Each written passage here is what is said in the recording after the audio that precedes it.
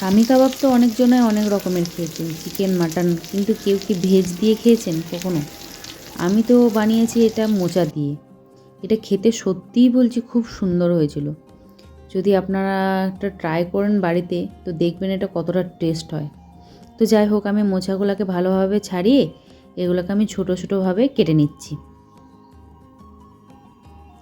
এইদিকে একটা কড়াইয়ে তেল, সামান্য পরিমাণে সাদা আর হলুদ দিয়ে মোচাগুলোকে আমি দিয়ে দিলাম।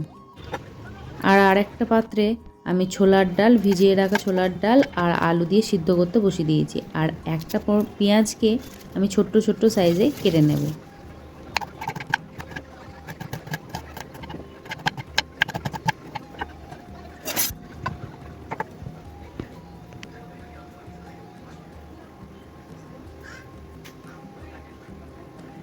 পেঁয়াজটা আমি একটা পাত্রে তুলে নিলাম। এরপরে এর মধ্যে দিয়ে দিচ্ছি যে সিদ্ধ করে রাখা মোচাটা ছিল সেটা। মোচার পরিমাণটা একটু বেশিই নেব।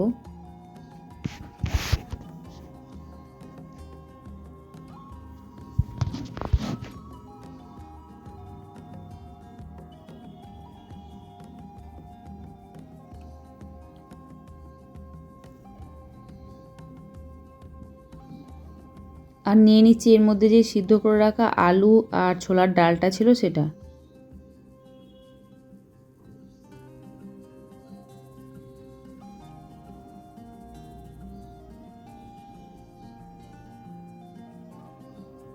এরপর আমি একে একে সমস্ত রকমের মশলা দিতে থাকবো। দিলাম হলুদ গুঁড়ো,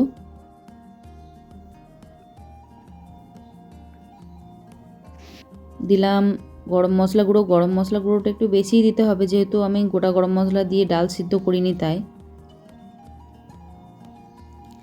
দিলাম সামান্য পরিমাণে বিরিয়ানি মশলা, যেহেতু আমার কাছে কোনো ভাজা মশলা ছিল না তাই আমি বিরিয়ানি মশলাটা দিয়ে দিলাম। দিলাম সামান্য পরিমাণে কাশ্মীরি লঙ্কা,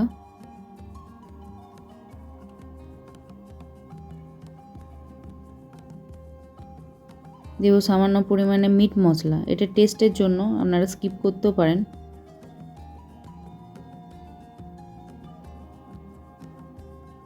দিলাম পরিমাণ মতো লবণ,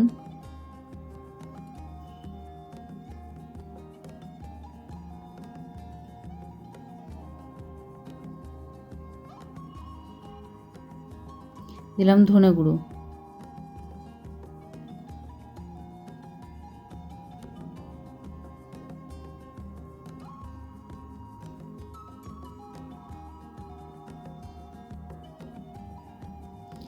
দেব একটু আধখানা লেবুর রস,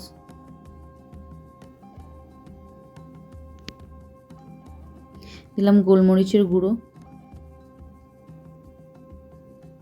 এবার এটা আমি হাতের সাহায্যে ভালোভাবে চটকে চটকে মেখে নেব।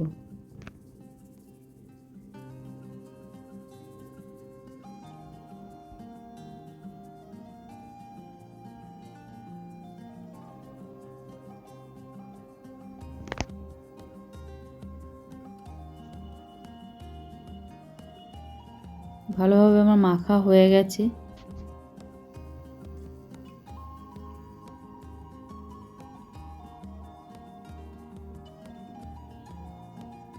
এর মধ্যে আমি দেব নারকেল কুচি আর দেব লঙ্কা কুচি। এটাও ভালোভাবে আমি মেখে নেব।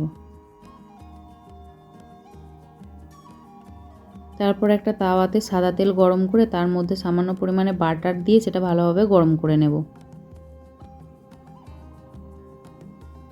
এরপর আমি এটা কাবাবের সাইজে শেপ দিয়ে সেটাকে আমি লো ফ্লেমে এটা ভাজতে থাকবো।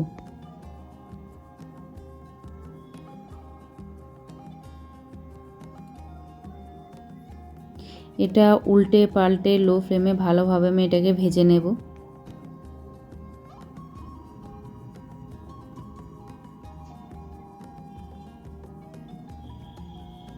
দেখুন এটা আমি তুলে নিয়েছি ভেজে নেওয়ার পর। আর এটা খেতে